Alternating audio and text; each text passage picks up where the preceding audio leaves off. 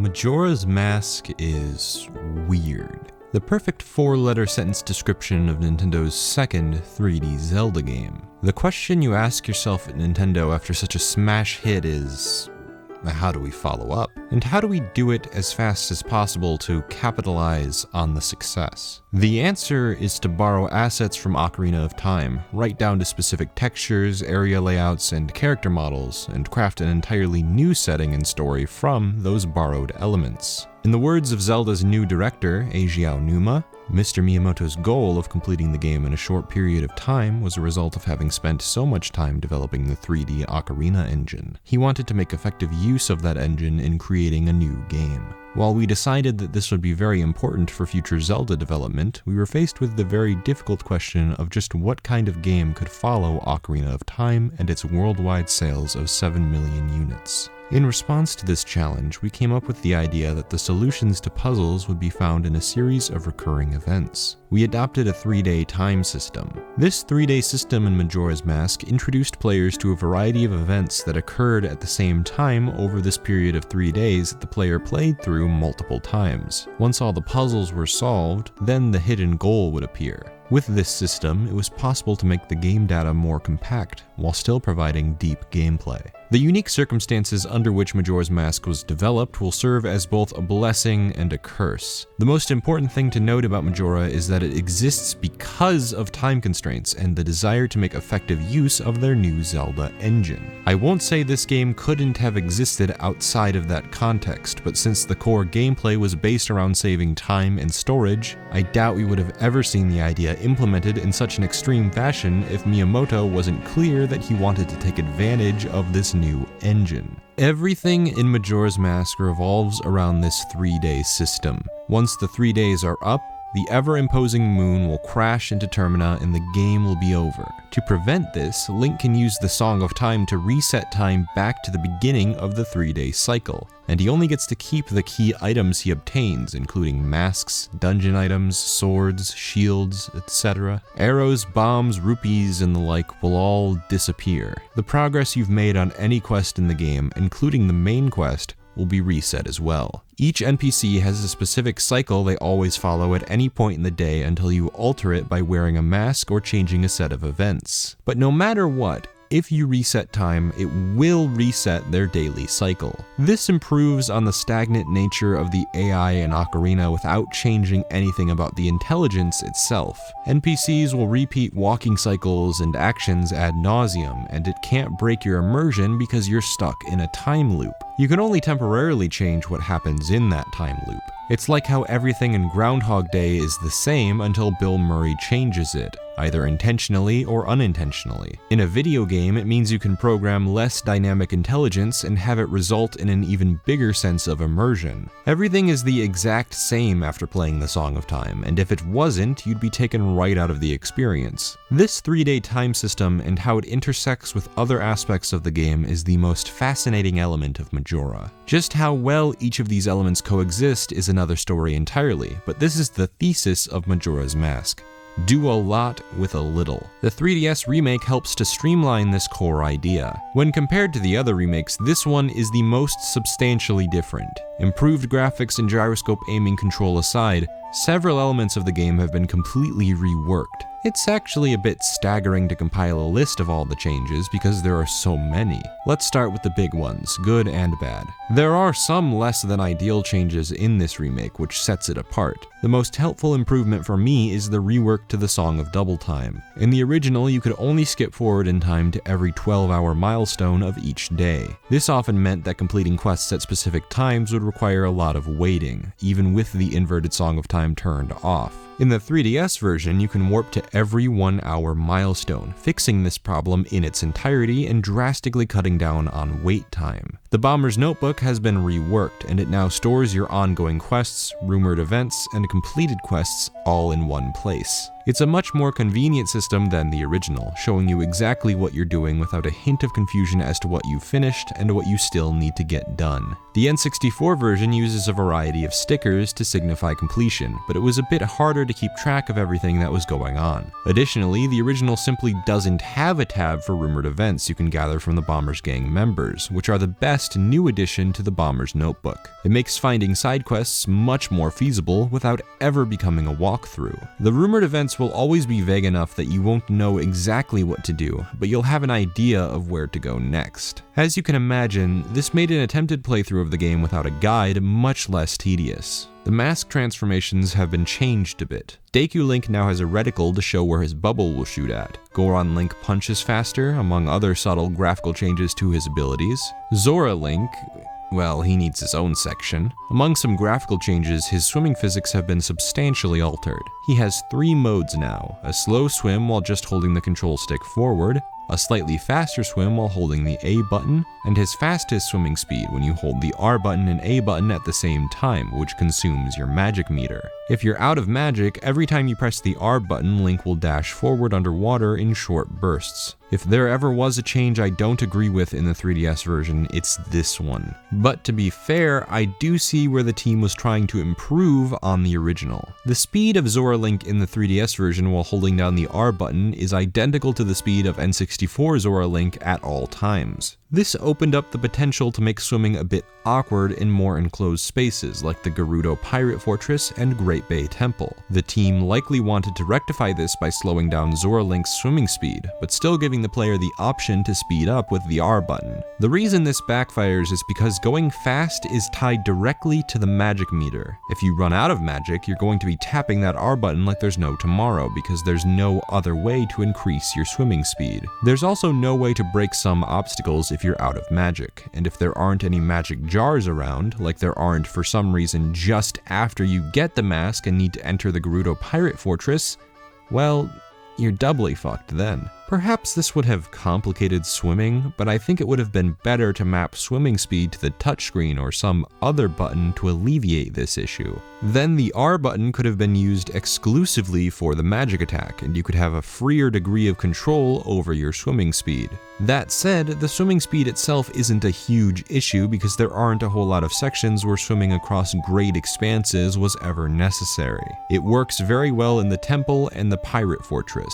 The boss fights were reworked as well. Let's take Odalwa as an example and apply it to the other bosses. In the N64 version, you could damage Odalwa with practically anything. Your bow, your sword, Deku Link. If it did damage, it would work against Odalwa. In the 3DS version, you can stun Odalwa with other weapons, but to do damage, you have to expose his new weak point by using the Deku Flowers to fly above Odalwa, then drop a Deku Nut on top of him, then wail on his weak point until he dies. Every boss now has a new eye weak point that's exposed after continuous damage to some other part of their body. The most substantial change is the Twin Mold fight, which has a first phase where you have to use your bow to shoot at the eyes of one of the bosses, which exposes his weak point, allowing you to destroy him. The second phase is mostly the same, where Link grows in size, except this time he uses his fists, and once you do enough damage or throw one of the stone balls, you pick him up by the tail, spin him around, and slam him against the ground until he eventually dies. Big fans of WWE, I take it. There are other changes, but to save time, I'm just going to talk about the impact this has on the game. While I do think it might make the boss fights feel a bit more formulaic, I think in most cases it's a change for the better. For instance, while you could always fight Goat by just ramming into him with the Goron roll, it was a bit more of a thoughtless fight. In the 3DS version, everything is the same, except you have to hit his weak point every once in a while. Additionally, Odalwa is pretty damn easy in the original version because you could damage him in so many ways, and while the 3DS version doesn't really make him harder, it makes him a bit more unique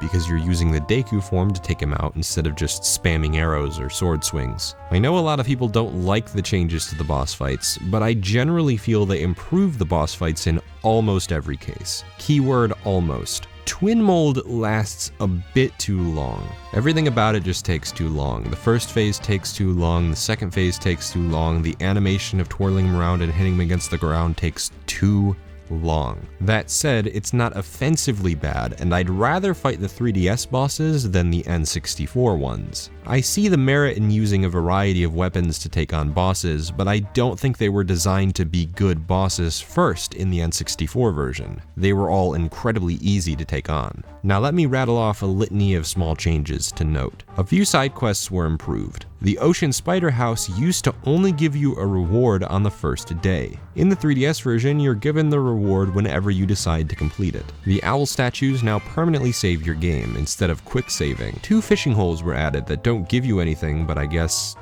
they exist. Glad I don't have to fucking play them for anything this time. Clocktown has been rearranged, so the bank and owl statue are now right behind the clock tower for more convenient bank access. The stone mask, which makes you invisible to the Gerudo pirates, is now found in the Gerudo Pirate Fortress with the Lens of Truth, instead of in Icona Canyon. The Georg hide-and-seek mission in the moon has also been changed. You have to activate the switches to open gates and find the correct path through the pipe maze in time, instead of just having an endless pipe maze that loops if you go the wrong way. Finally, you can wear the Fierce Deity mask while fishing. This isn't important in the slightest, but it's pretty funny. Overall, I'd say this is the only instance where you could argue the original version of the game has its strengths over the remake. Zora Link has better control. Some might prefer the boss fights allowing use of most of your items instead of limiting your options, and I think the outdated graphics actually lend to the game's darker atmosphere more than the updated visuals. However, in terms of streamlining the core gameplay built around completing side quests under the gun of a timer, the 3DS version is far superior. Many of the side quests have been fixed, and the improvements to the Bomber's Notebook and the Song of Double Time ensures that it's an easy and painless process to complete most of the game without the help of a guide, which I couldn't readily say for the N64 version. From this point forward, I will be reviewing the content of the 3DS version, so I'll try to keep comparisons to the N64 version minimal. Majora's Mask is a direct sequel to Ocarina of Time, though it doesn't have many links to the original story. Link is riding Epona looking for Navi when Skull Kid hijacks Epona, turns Link into a Deku Scrub, and runs away. You encounter him at the top of the clock tower, turn back time, and begin your adventure to complete the 4 dungeons around Termina and stop the moon from crashing into the land and killing everyone. It's a pretty simple goal, but what I've always liked about Majora's Mask is how oppressive it feels to play. The moon constantly lingers in the sky no matter where you are, and the way NPCs react in the midst of the coming apocalypse is far darker than most would probably expect from a Nintendo game. There's real conflict over whether to stay and continue the festival tradition to appease the gods, or to leave and save themselves from the coming destruction. You can find the mailman freaking out about the end of the world because his mail delivery schedule is no longer clear. The tough, wise old swordsman is found hiding in his dojo, cowering in his final moments, wanting nothing more than to live another day. Anju and Kafei are separated, and unfortunately, Anju's mom wants to leave Clocktown, and if you don't intervene, Kafei will never get the chance to marry Anju. The swamp is poisoned, and an innocent monkey is about to be roasted alive on illegitimate charges. Snowhead is frozen over, the elder nowhere to be seen, a baby crying constantly. The Great Bay is ruined with murky water, Lulu lost her Zora eggs and her voice. Icona Canyon is overrun with Gibdos, Stalfos, the feeling of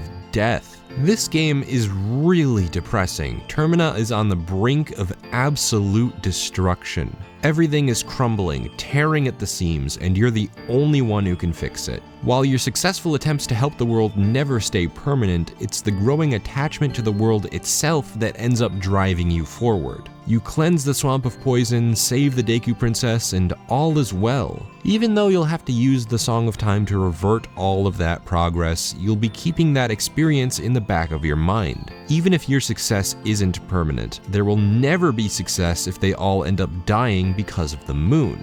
There will never be hope for them. The defining moment for this game's story and how it affects the atmosphere came with Icona Canyon, namely an interaction between a little girl and her father. Her father has transformed into a Gibdo. His daughter has him locked up in a closet while she hides inside her house with him to avoid the Gibdo that are already circling outside her house. Just let that sink in for a minute.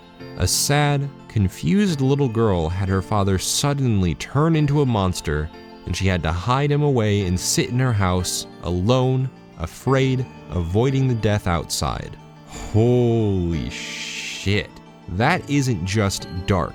That's creepy, that's terrifying, that's intense. It feels so good to play the Song of Healing to save her dad and watch them reunite. Ironically, the driving purpose of Majora's Mask is that of hope. Without hope, how are you ever supposed to survive the horrors currently plaguing Termina? There's hope in virtually every aspect of Majora's Mask. Hope that Anju and Kafei will finally get married. Hope that the spirits you cleanse with the Song of Healing will find rest. Hope that Lulu will get her voice back.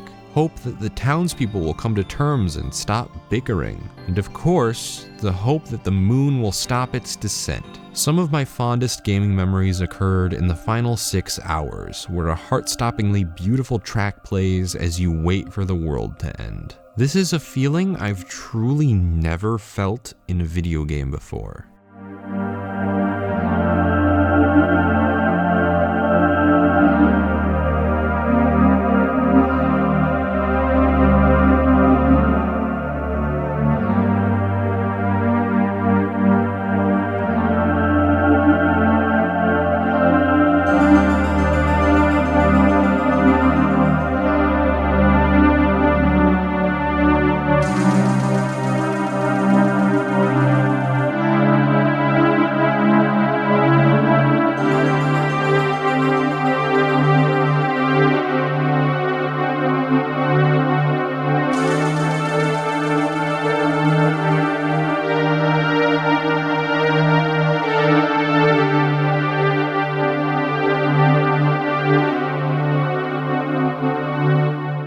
I am positive this is why the game is beloved by so many people. It's the part of the game I love the most, and it threads together what otherwise would be pointless fetch quests. The side quests make up the majority of what you'll do, because there are only 4 dungeons. The rest of your time will be spent out helping out the various residents of Termina with whatever might be bothering them. It sounds very strange on paper, but a lot of these quests are more entertaining than they have any right to be. I really enjoy the returning shooting galleries because of the gyro control, and I have fun with the random maze and Bombchu gallery minigames. There are also some really cool mini-dungeon areas to find golden Skulltula tokens, which I feel are a much better alternative to trying to find them all scattered throughout Termina. There's a sense of design to the Skulltula houses that I didn't always feel for Ocarina of Time. Let's take the Swamp Spider House. There are 4 rooms: the central room, the left room, the right room, and the room directly forward. If there's a golden Skulltula still in a room, it will play the sound effect indicating their presence.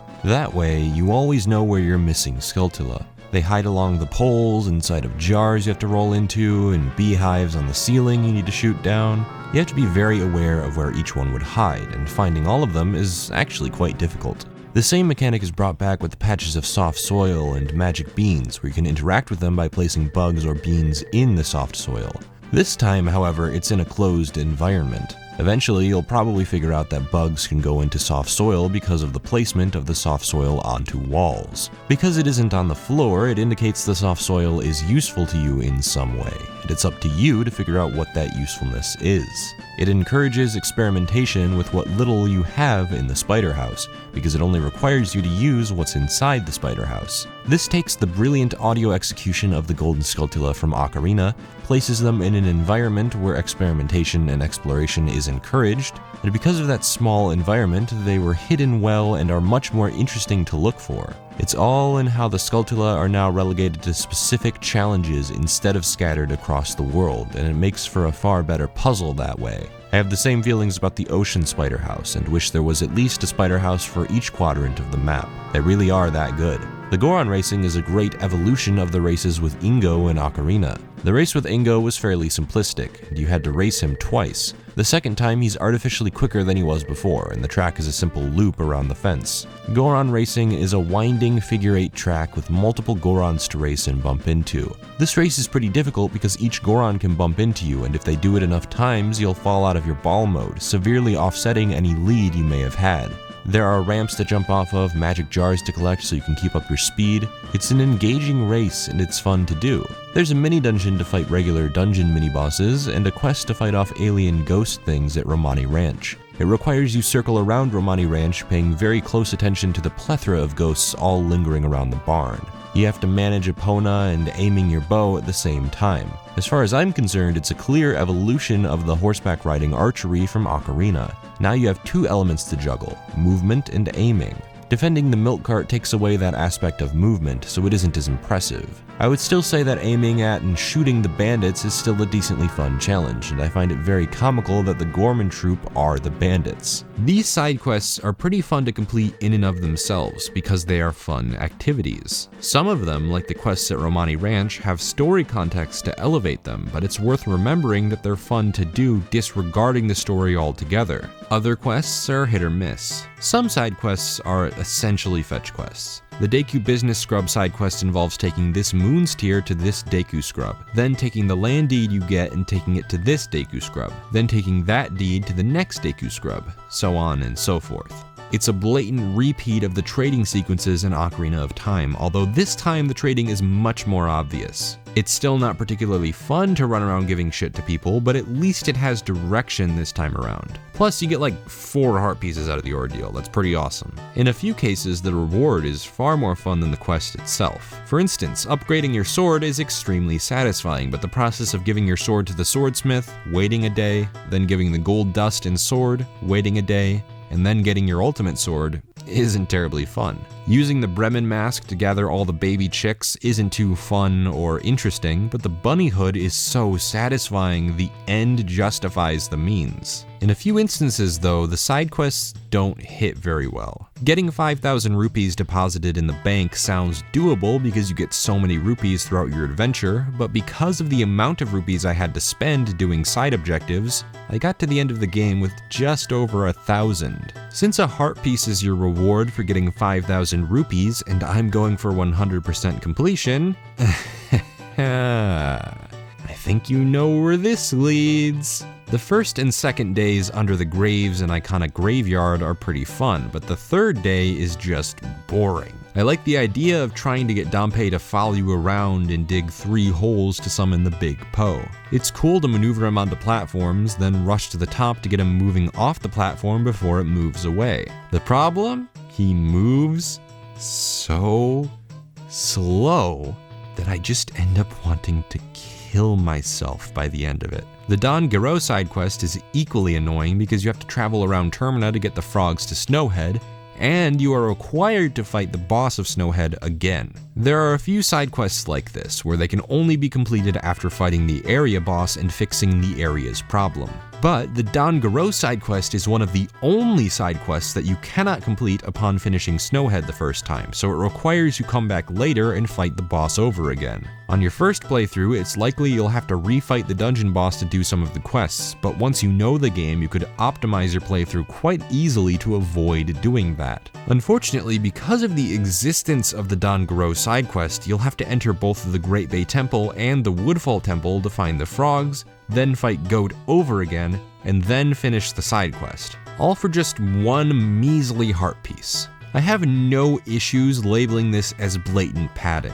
I'm just thankful they warp you to the dungeon boss upon entering the dungeon, because if not, the Don Gero side quest would have been even more of a nightmare. I will admit, many of these types of quests work so well because of how interesting they are from a story perspective. Anju and Kafei's side quest is the most legendary example. The story of 2 star-crossed lovers who are separated by unfortunate circumstances is such a bittersweet one. Having this winding quest that involves talking to Anju, Kafei, the mailman, Kafei's mother, the curiosity shop owner, the thief from Icona Canyon, it all connects in a satisfying way. What was once just a creepy thief who stole a bag from an old lady later interlocks with the story of Anju and Kafei when you end up learning that he has a secret hideout where he stole the sun mask. The resolution is the best payoff you could ask for. The quest never directly tells you why Kafei can't just talk to Anju until you learn how important their wedding vows were, how important it was for Kafei to have the sun mask, and why it's so important to get it back. Watching them together at the end of it all is reward enough for me. But this quest in particular presents a problem with longer form side quests and why I don't think they're very common. If you remember, side quests will reset whenever you reset time. If you happen to miss talking to Anju or fail in the final dungeon area of Anju and Kafei's side quest, you have to start it all over again, and while it doesn't take terribly long to complete once you know what you're doing, it can feel pretty frustrating. I can easily see why it would be a turnoff for a lot of people, but I actually really like this aspect of the game. Again, I mentioned Majora's Mask has a very oppressive atmosphere. This extends to the gameplay as well, otherwise it wouldn't be nearly as powerful a feeling. There were a few instances where I didn't think I would have enough time to finish a dungeon in the remaining time I had left, for example. The inverted Song of Time helps keep it manageable, but if you're struggling in a dungeon, you could end up getting punished pretty hard for it, especially if you're faffing about looking for stray fairies.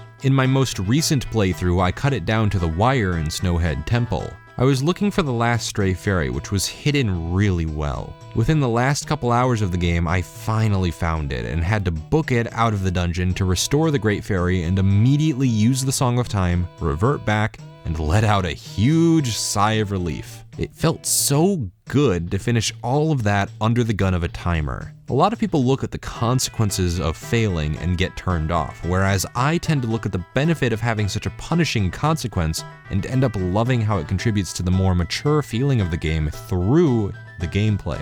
You're given enough time, especially with the inverted Song of Time, to finish a dungeon even when you're halfway through the cycle. In this sense, it's very fair. There's a point at which you're sacrificing a fun game for your artistic message, and I think Majora's Mask ends up striking a better compromise than most would give it credit for. Not every game needs to convey fun. The interactive medium can convey so many emotions through its gameplay, and although fun is a very important part of that interactivity, other feelings are just as important. I've just outlined how frustration for the right reasons can work wonders for the atmosphere the game is attempting to present. If you feel uncomfortable, frustrated, pressured, stop and ask yourself if maybe this is what the game wanted you to feel. The answer varies. Sonic 06 isn't intentionally frustrating, for example. There's nothing about the game's atmosphere or other gameplay elements that would indicate it's going for a feeling other than fun. In that sense, Sonic 06 fails to deliver on the fun it's promising. Whereas Majora's Mask isn't failing to deliver on fun by imposing a strict time limit on you and punishing you hard for your mistakes. Instead, it's delivering expertly on frustration to feed into the mature feeling of the game, but feeds into that feeling to make that success more satisfying. Atmosphere is about so much more than graphics, story, music. Those are all just window dressing to coat the experience in shadow. The way you're meant to play the game is what truly makes Majora's Mask special. The fact that each side quest is unique is just something extra to keep the side quests engaging. There are so many different types that I haven't even listed here. Kome's shooting gallery in the swamp, finding out that Tingle is the son of the guy who runs the Pictobox contest in the swamp. You figure it out by glancing at a picture he has on his desk with a little boy and a balloon. It's so neat. Even the quests that aren't mechanically interesting are interesting on some other level. I love going to the milk bar and cheering up Gorman, or trying to find a new song for the Zora band, or even taking a picture of Lulu so this Zora can,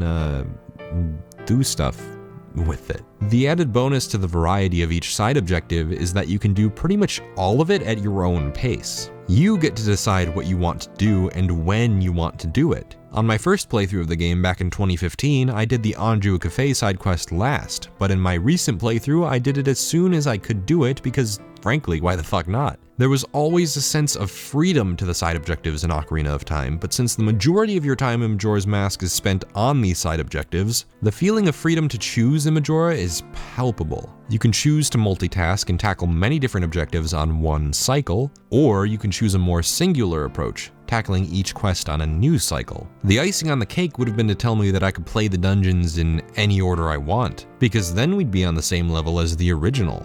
This isn't the case, unfortunately, but that doesn't mean the linear portions of the game are at all bad. On the contrary, the dungeons in Majora are some of the best in the series. Imagine the complexity of the Water Temple, but like for all of the dungeons. To be fair, Woodfall Temple is very straightforward, but I don't think that makes it bad. There's still an element of thought that goes into exploring that elevates it above something like the Shadow Temple. There are many rooms that have multiple doorways, and assessing it all in the beginning is a somewhat daunting task, and I find that fun. The 3 other dungeons are solid as fuck. Snowhead Temple uses this central pillar room and places a shit ton of doorways everywhere. It's confusing at first to figure out exactly where you're going. I know I got lost several times because I was trying to keep track of the vertical layout, and it was a fresh challenge. The way the dungeon is laid out and the way you access certain areas reminds me a lot of the Water Temple's very labyrinthian design. It just cuts down on a bit of the backtracking. The Great Bay Temple is my favorite Zelda dungeon thus far in the retrospective. It takes the labyrinthian design of the Water Temple, adds the very fun swimming controls of Zora Link, and the very difficult task of following the colored tubes to connect water valves and shift the direction of the water currents. I love the Great Bay Temple so much because there are so many areas you see and can't access, and the way my mind works in an environment like that is I end up getting very lost. I have to start keeping track of every door I've ever seen, any place I can now access with my newly acquired ice arrows. I'm constantly thinking about where I need to go. The dungeon also conveys the usage of the ice arrows very well without spelling it all out to you. The stuff you can freeze is colored in blue. There are blue sparkles on the water, and the blue Octoroks can be frozen as well. The only reason I thought to try it was because of their blue color. The puzzles of the dungeon are organically woven into the process of finding your way through it. There aren't any unnecessary block puzzles. The thesis of the Great Bay Temple is to find your way through a very complex dungeon. The Stone Tower Temple is incredibly unique. The main gimmick of the dungeon is that you can shoot a red gem and turn it upside down, completely changing how you think about the dungeon's layout. You can shoot switches to make chests appear on the ceiling, only to figure out later that you have to travel back there when the dungeon is upside down to collect it. Hunting for the stray fairies is the most fun in this dungeon because of how you rethink the dungeon halfway through. So many chests that appear in areas you might not know how to get to. I had to seriously think through my path to each stray fairy, and I love that feeling. Unfortunately, there's a problem.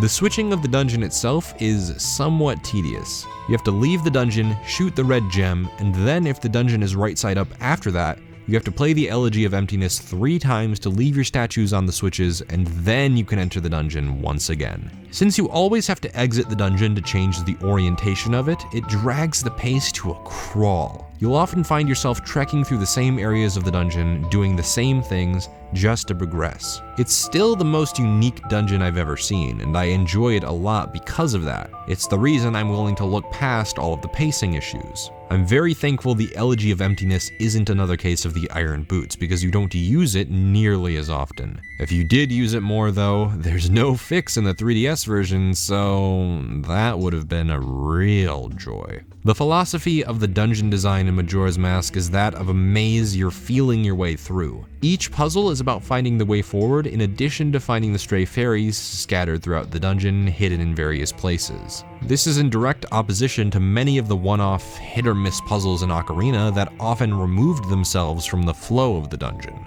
There are a few tiny instances where you have to push blocks in this game, but not nearly as many. You have more puzzles involving the Deku Flower and flight, or hitting parts of this pillar to lower it, or changing the flow of the water current by connecting the long pipes that run through several rooms. My favorite puzzle is in Stone Tower, where you have to activate a chest in the normal dungeon, and once you turn it upside down, you can use that chest to hookshot toward and land on a platform below that chest, which leads to the dungeon boss. This puzzle makes use of the 3D environment remarkably well, much more so than an eye panel above a door. It's also more about navigation than it is about a singular, removed challenge that opens a doorway. The flow of each dungeon is superb because each puzzle feels like it has a purpose. The ones that don't have an interesting twist. In Stone Tower, there's a puzzle that involves you pushing a block across a room. However, it uses a red stone to switch the gravity back and forth. You need to push the block below the part of the ceiling that's raised, so you can get the block over to where it needs to go. The purpose of the dungeon isn't to integrate itself into the navigation, rather it's to provide a complex puzzle using the unique gravity shifting gimmick. It adds value to what otherwise would be a pointless block pushing puzzle. I suppose the major complaint levied toward Majora's Mask is the relative lack of dungeons. It has the least amount of dungeons of any of the 3D Zelda games, which is certainly a valid complaint. It definitely could have used a few more, and with the exceptional design of the dungeons already on display, it would have been fucking magical to have more. But I do think this argument ignores many of the mini dungeons you have to go through in between the 4 main dungeons. The Gerudo Pirate Fortress is big enough that it might as well be its own dungeon. It isn't as deep as most Zelda dungeons, but the way you progress is reminiscent of them. Hookshotting to various areas to find the Zora eggs, evading the sight of the Gerudo, and even the first part of the fortress, which has a lot of puzzle solving involving hitting switches and moving a few blocks underwater. You can go about finding the Zora eggs in any order you want. It's pretty cool in and of itself. Then there's Icona Castle, which has some fun individual puzzles to solve and a boss at the end. Fairly short, but it serves its purpose really damn well.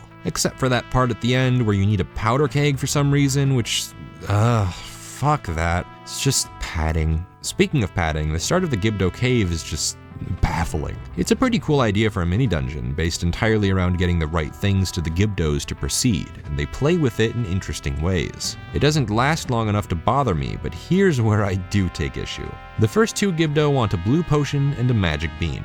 You can't get those in the dungeon, you have to leave, go buy a blue potion from this Deku scrub, go to the swamp to get a magic bean, and then go to the Gibdo and start the mini dungeon proper. Make no mistake, Majora's Mask was developed in a record-breaking short length of time. Not all of the objectives were executed perfectly, there is some unnecessary clutter here and there. I don't think they fully thought through the quest for the Zora eggs, for example. Each Zora egg has to be kept in an empty bottle, and it's very unlikely you'll have a lot of empty bottles at that point. Needing to travel from the Gerudo Pirate Fortress back to the Great Bay and drop the eggs into a tank is slightly irritating. I had 3 bottles at that point, and there are 4 Zora eggs in the Pirate Fortress. I had to go back for the last one. God help you if you only have 1 bottle. It's no more frustrating than the Poe hunt in Ocarina of Time where you had to keep taking Poe souls to this merchant. It's unfortunate because the same rush job happened with the Gibdo Cave, which is otherwise a very unique mini-dungeon. I thought it was neat to explore each room, try to make sense of the riddles the Gibdo spout, exploring for the correct item to give it to them.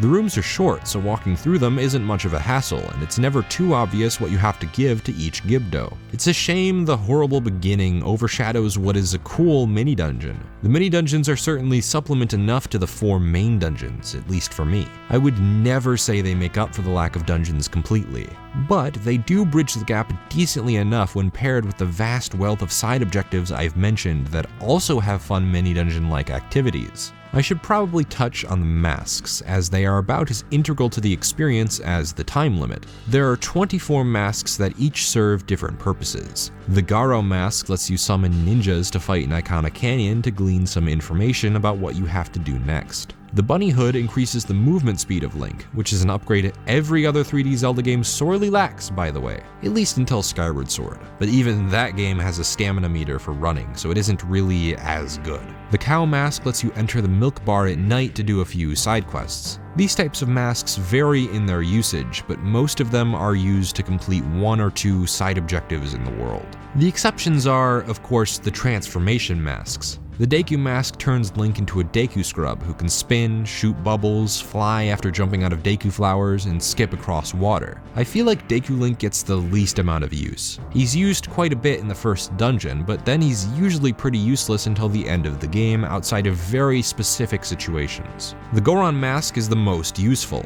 It lets Link walk on lava, pound buttons into the ground, and roll across the land at the fastest speed you can travel. The Goron form travels faster than Epona, which has the unfortunate effect of undermining Epona's use outside of specific instances where you need her to jump over fences to Great Bay or Icona Canyon.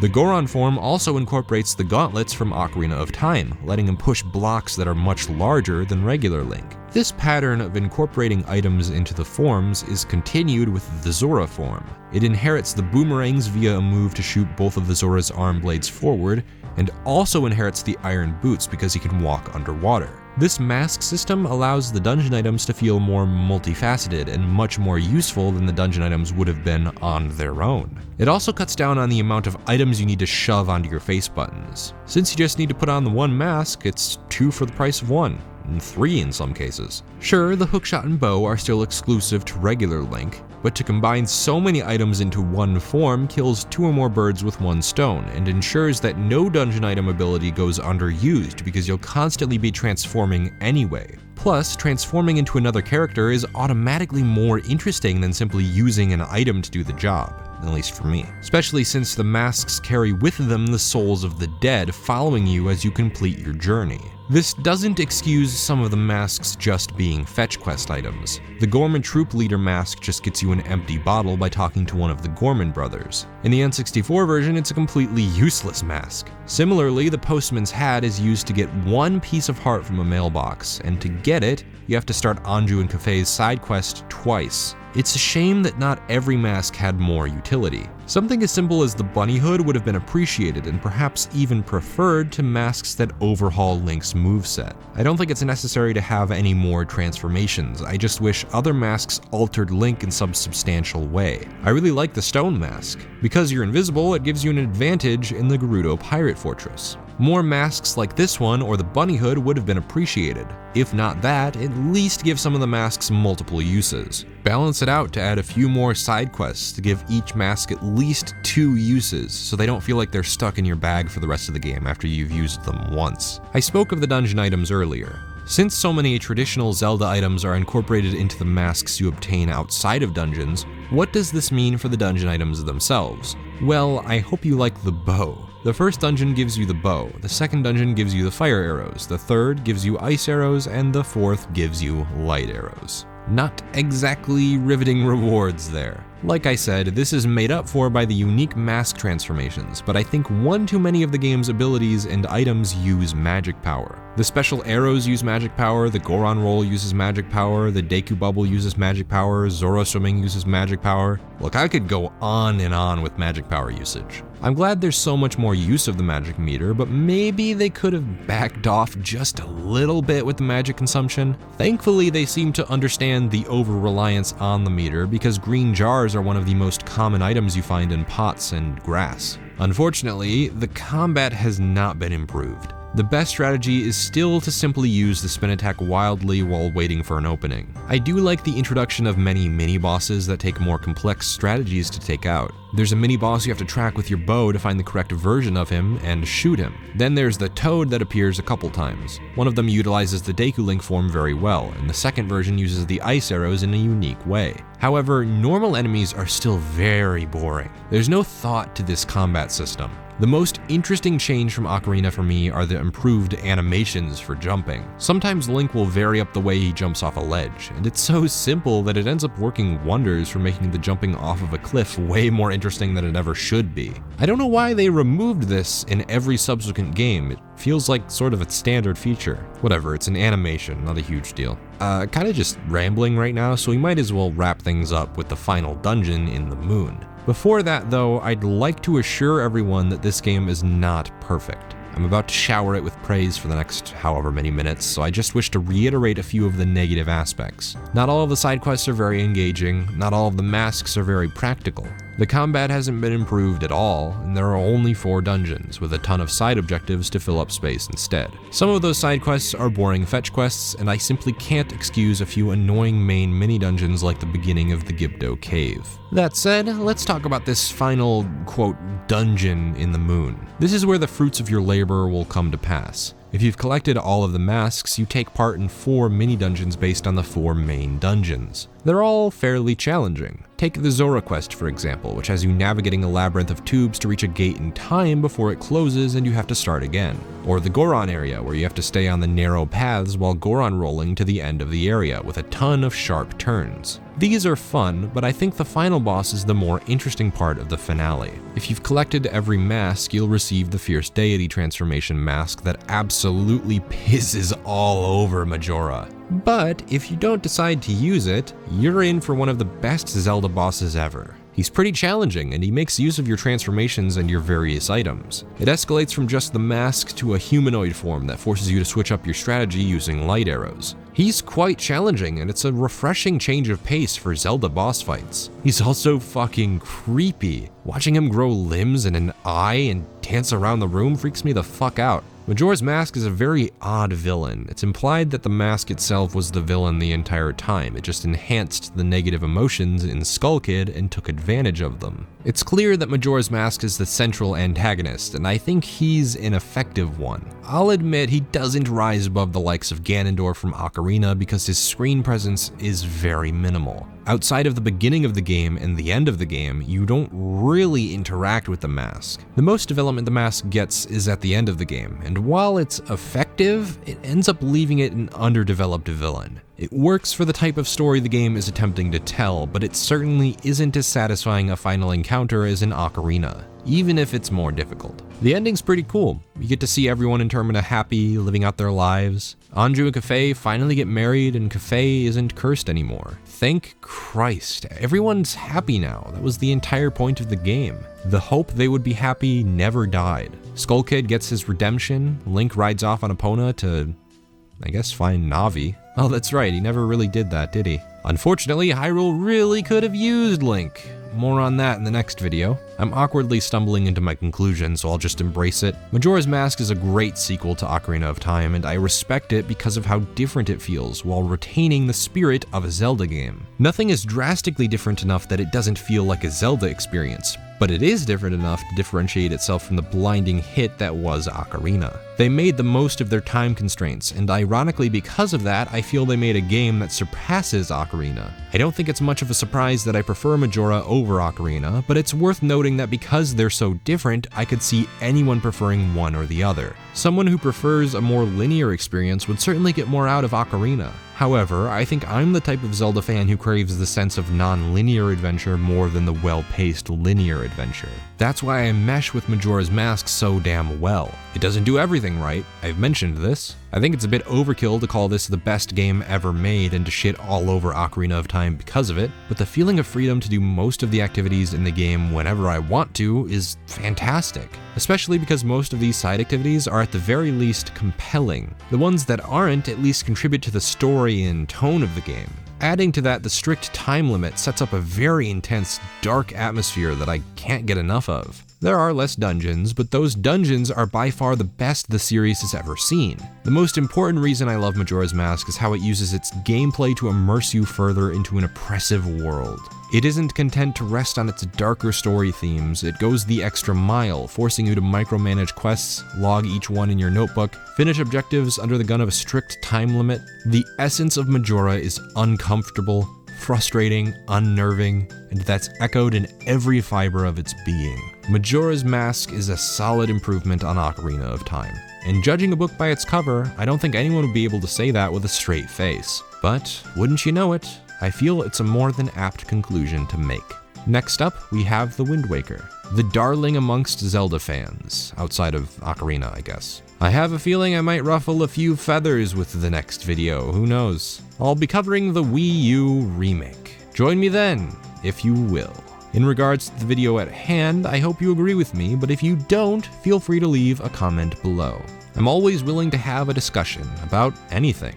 All you have to do is ask. If you liked the video, feel free to give it a thumbs up, and if you didn't like it, feel free to give it a thumbs down. All I ask of you is that you tell me why you liked or didn't like it so I can take that feedback and improve myself, my content, and my channel. Thank you for watching. My name is Ben King K, and I certainly hope you have some well-deserved fun today.